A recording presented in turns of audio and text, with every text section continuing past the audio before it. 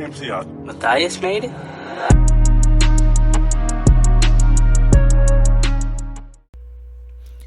Alright, so today we got a Meek Mill type beat, right? So I figure, why not do a Meek Mill type beat, considering he just signed a new deal with Roc Nation, with Jay-Z, and he's officially a free man and is off of probation after 11 years. Now we got to get A$AP Rocky out. Crazy, right?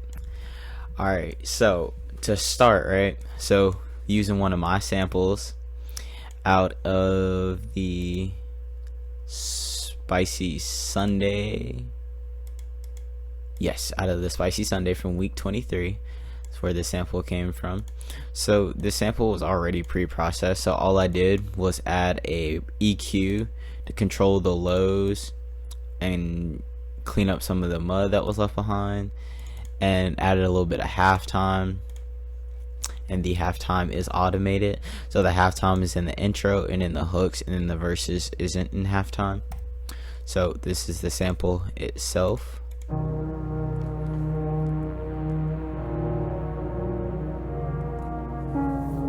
This is the halftime sample. Without halftime,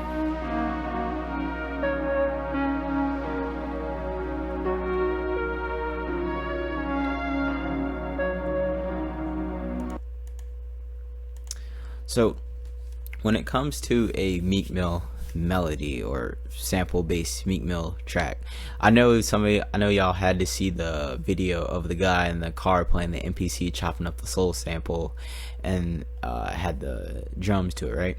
So a typical Meek Mill beat, since it's kind of based on that East Coast swing, it's gonna be hitting anywhere, it's gonna be like from 170 and up. And usually, I think the highest one for Meek Mill I've seen, maybe it's like 180. I could be wrong though. And then of course Meek Mill does have those beats that are in straight time, which is equivalent to the double time timing. But so this would kind of be more of like an aggressive kind of Meek Mill track, or either one like where he's talking about like romance or something along those lines. And then you also see Meek Mill over tempos at like 150, like We Ball featuring Young Thug. That's at 150, and that's kind of like introspective Meek Mill. So this is more like a turn up Meek Mill beat, right? So with Meek Mill samples, they're usually very good textures. They're gonna kind of be solely kind of analogish, because Meek Mill really only, like, except for in a few situations, he uses like hip-hop heavyweight producers like Swiss Beats, like when they were on that EP they did, like Swiss Beats produced the whole thing. So Swiss Beats has been around since like the late 90s, I want to say. I could be wrong, early 2000s, somewhere in there. Like he was on the Blueprint, you know what I'm saying, like part of that Blueprint beat wave and all of that, right? So he's like a hip-hop heavyweight producer among others. So for this track, we're going to start with the hi-hats first. So as you can see here, the hi-hats are not like on the grid. That's because they're swung a little bit. So this is like 20, probably like 40%. And so they're swung. So it gives it a groove, right? Then we got these little rolls on the fourth bar after the second hit right here, just a nice 32 note roll. And then we got the snare on the 3 like normal. Then we got a percussion pattern that's at giving off bounce, so you got it after the 4 beat before it drops back in, and then at the beginning of the 2, right? So when you play just the percussions together,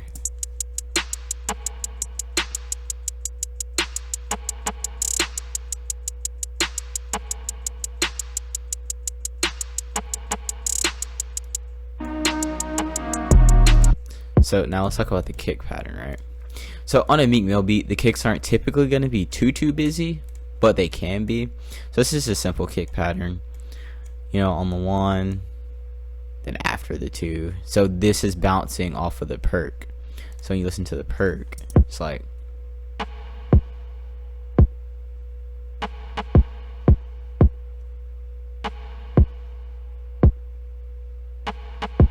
call and response method, so that's always something good to do with your drums.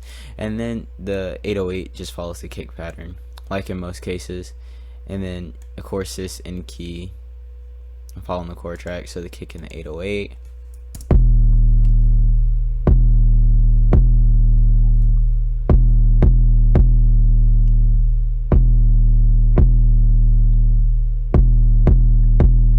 Then the full drums.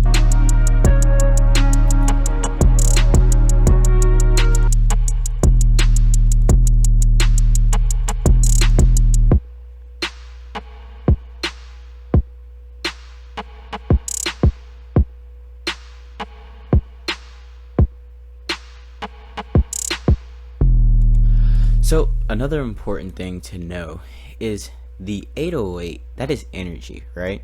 Because if you look at the 808 on a frequency spectrum, right, this 808 itself, let's see,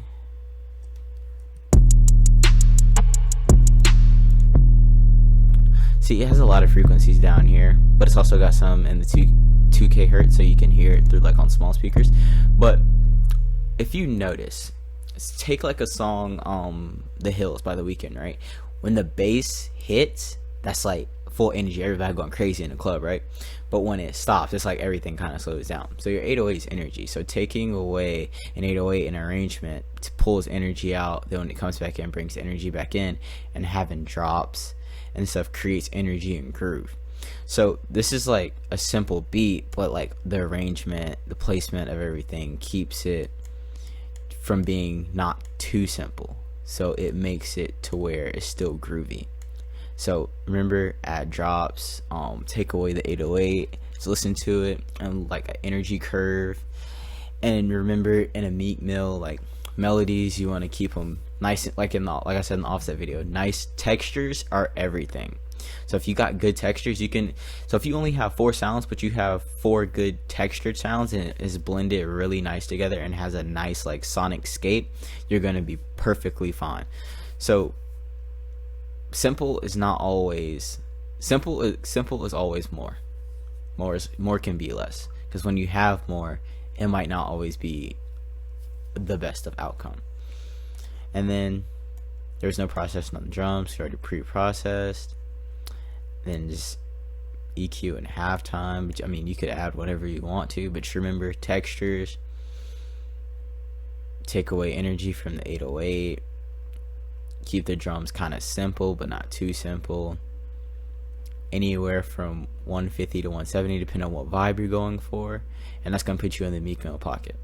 So that is all for today, and I hope you enjoyed this video. Like and subscribe, share it with a friend, and look forward to seeing you again.